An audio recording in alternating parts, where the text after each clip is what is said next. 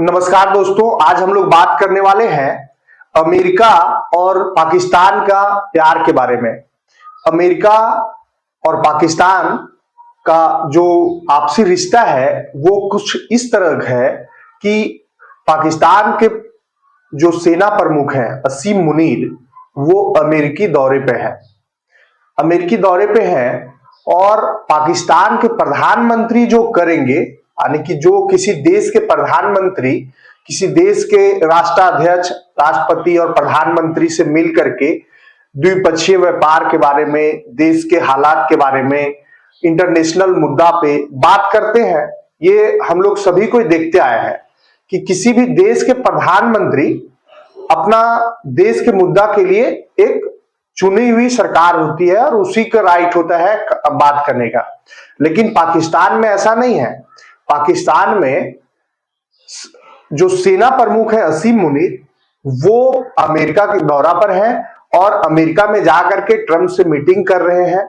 Meeting जो है वो बंद कमरे में होती है दोनों का, और बाहर मीडिया के सामने जब असीम मुनीर आते हैं तो कहते हैं कि डोनाल्ड ट्रंप को नोबेल का शांति पुरस्कार देना चाहिए, नोबेल शांति पुरस्कार से नवाजा जाना चाहिए डोनाल्ड ट्रंप को।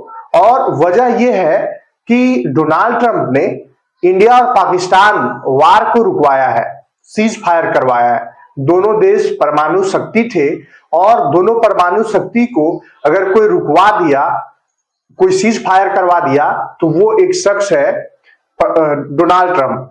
ये कहना है असीम मुनीर को। मतलब आप डायरेक्टली समझ लीजिए कि जो असीम मुनीर साहब है वो कह रहे हैं कि जो पाकिस्तान सीज फायर किया है वो अमेरिका के कहने पे किया है, इतना ही समझ लीजिए। वहीं जब असीम मुनीर अमेरिका दौरा पर ही है, उसी बीच में कल बात होता है प्रधानमंत्री मोदी और डोनाल्ड ट्रंप का फोन पे बातचीत होता है। दोनों का फोन पे बातचीत होता है और उस बातचीत में ऑपरेशन सिंदूर के बारे में ही डिस्कशन होता है। प्रधानमंत्री मोदी पूरा क्लियर कट कहते हैं कि जो सीज फायर हुआ है वो दोनों देशों के डायरेक्ट कांटेक्ट में आने और पाकिस्तान के पहल पर हुआ है, ये पूरा कहते हैं। ठीक है, बातचीत होता है और ये कड़ा रुख अपनाते हैं कि हम किसी भी देश के मध्यस्थता को ना स्वीकारे हैं ना स्वीकारेंगे, मतलब ना पास ना फ्यूचर। हम अपना रक्षा करना जानते हैं। भारत का कहना है कि हम अपना रक्षा करना जानते हैं, हम किसी का मध्यस्थता को स्वीकार नहीं करेंगे। और जो बीच में निकल करके आ रही थी बातें कि दोनों देश सीज फायर किया क्योंकि दोनों देशों को हम ये लालच दिए कि हम आपके साथ में व्यापार करेंगे, तो व्यापार का कहीं भी कोई लेना देना इसमें नहीं है। सीज फायर और वार एक अपनी जगह पर लेता है। और क्यों हुआ था, तो हम आतंकवाद के खिलाफ हैं और रहेंगे। हम आतंकवादी हमला को जवाब दे रहे थे और हमारे पड़ोसी मुल्क में अगर आतंकवाद का फैक्ट्री चला रहा है पड़ोसी मुल्क, तो हम उसको खत्म करने के लिए, जब हमारे ऊपर आतंकवादी हमला होगा तो हम उसको खत्म करने के लिए कोई भी एक्शन लेंगे। ये कहना है भारत का। पूरा क्लियर हो गया कि भारत ऑपरेशन सिंदूर पे बात हुई और बात में अपना बता दिया। लेकिन आप समझिए इस तरह से कि कोई भी व्यक्ति बात कुछ हो और बाहर जाकर के कुछ बोले तो उसको कोई मुंह तो पकड़ नहीं सकता है। और दूसरी बात कि सामने वाला जो पाकिस्तान है वो उसी के गोद में जाकर के बैठा हुआ है और कह रहा है कि नहीं नहीं, आपको तो नोबेल पुरस्कार मिलना चाहिए क्योंकि आप रुकवाए हैं, आपका इसमें बहुत बड़ा रोल रहा है इस वार को रुकवाने में, तो आपको शांति का नोबेल पुरस्कार मिलना चाहिए। शांति का नोबेल पुरस्कार जरूर मिलना चाहिए, क्यों नहीं, पावरफुल है ये है। दोनों नोबेल पुरस्कार भी अपने अंदर है ही, ले ले, कोई दिक्कत तो है नहीं। अब समझिए बात इस पर भी होती है। असीम मुनीर है, पाकिस्तान है, ईरान के भक्त है, तो बात हुआ कि ईरान और इजराइल का वार भी रुकना चाहिए। सही बात है, रुकना तो चाहिए।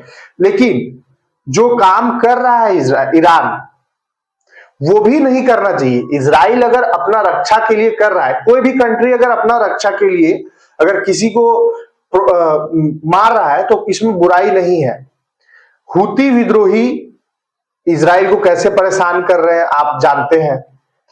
यमन में है हूती विद्रोही, और वो हूती जो है वो रेड सी से जितने भी जहाज क्रॉस होते हैं उनको वो क्या करता है, बंधक बना लेता है, लूटपाट करता है। सोशल मीडिया पे वीडियो भी वायरल हुआ था हूतियों को लूटने का। और उसके बाद आप आ जाइए हमास, जहां गाजा पट्टी पे हमास का शासन चल रहा था, बहुत दिनों से चल रहा था। हमास ने ही तो स्टार्ट किया था, इजराइल तो नहीं छेड़ा था हमास को। हमास पहले हमला करता है और हमला करने के साथ साथ बंधक भी बना लेता है और 800 लोगों को मार भी देता है। तो इजराइल जैसा कंट्री इतना पावरफुल कंट्री है, इकोनॉमी है, रीच है, और उसके बाद वो क्यों अपना नागरिकों का सहन करेगा भाई। कोई एक व्यक्ति अगर मर जाता है अगर आतंकवादी हमला में तो देश एक्शन लेने के लिए तैयार हो जाता है। उसके तो 800 लोग मरे थे, वो क्यों नहीं एक्शन लेता। तो वो एक्शन जब लिया तो हमास को ही खत्म कर दिया। इसमें फिर पाकिस्तान या फिर अदर जो कुछ मुस्लिम कंट्री है वो बिलबिला उठे कि कैसे मार रहा है भाई। यहां मुस्लिम और हिंदू का बात नहीं है, यहां समझने वाली बात यह है, कोई धर्म का बात नहीं है, समझने वाली बात है कि यहां आतंकवाद के खिलाफ है। आतंकवाद किसी का भला नहीं कर सकता है। आतंकवाद आतंकवाद है, उसमें आप अगर सपोर्ट कर रहे हैं धर्म के नाम पर तो सबसे बड़ा बुराई आपकी है। आपको ये बात समझना होगा कि आखिर में आप आतंकवाद को सपोर्ट कर रहे हैं धर्म के नाम पर, तो इससे आपकी मानसिकता झलकती है। तो आप मेन मुद्दा पर आ जाइए कि असीम मुनीर अभी डोनाल्ड ट्रंप से मिल रहे हैं। अब देखिए देश बेच करके आते हैं कि क्या करते हैं, आप समझ लीजिए। आप इस तरह से भी समझ सकते हैं कि जब यूक्रेन और रशिया का वार आप देख रहे होंगे और पूरा वर्ल्ड भी ताजुब कर रहा है कि रशिया और यूक्रेन का वार इतना लंबा चला क्यों, कैसे। जब वार स्टार्ट हुआ था तो पूरा मीडिया चैनल बता रहे थे कि 2 दिन 3 दिन 4 दिन ये खत्म होने वाला है, 4 दिन में रशिया लपेट लेगा, इसको खत्म कर देगा, ये कर देगा, वो कर देगा। लेकिन इतना लंबा चला। आप समझिए कि जब इतना लंबा चला तो कौन सपोर्ट कर रहा था, अमेरिका सपोर्ट कर रहा था। अमेरिका सपोर्ट कर रहा था नहीं, उसको मदद कर रहा था, मदद भेजा। और मदद क्या होता है, जब आप निस्वार्थ भाव से दे दिए, हाथ उठा करके कि लो भाई तुम अपना ये खर्चा करो, इसमें अब हमको कोई दिक्कत नहीं है। लेकिन अमेरिका और यूक्रेन को मदद करता है और उस मदद के नाम पर अमेरिका यूक्रेन से कैसे रेयर अर्थ को, है ना, डील करता है। जो मिनरल्स हैं, रेयर मिनरल्स है यूक्रेन में, उसको कैसे डील करता है फोर्सफुली, ये किसी से छुपा हुआ नहीं है।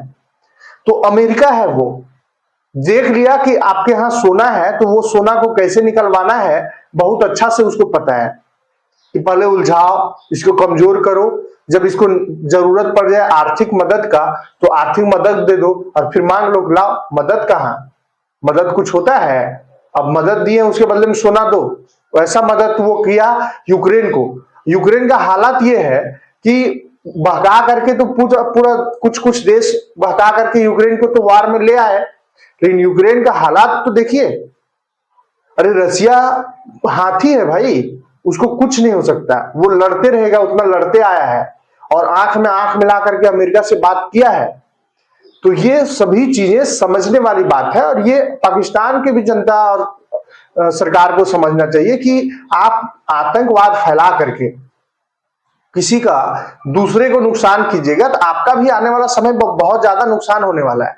अच्छा, वार स्टार्ट हुआ था तो अमेरिका के पाकिस्तान के कुछ नेता लोग भी बोले थे कि ये अगर आतंकवाद फैला है पाकिस्तान में और आतंकवाद से ग्रसित है अगर पाकिस्तान, तो उसके पीछे सबसे बड़ा अगर कोई हाथ है तो पश्चिमी देशों का हाथ है।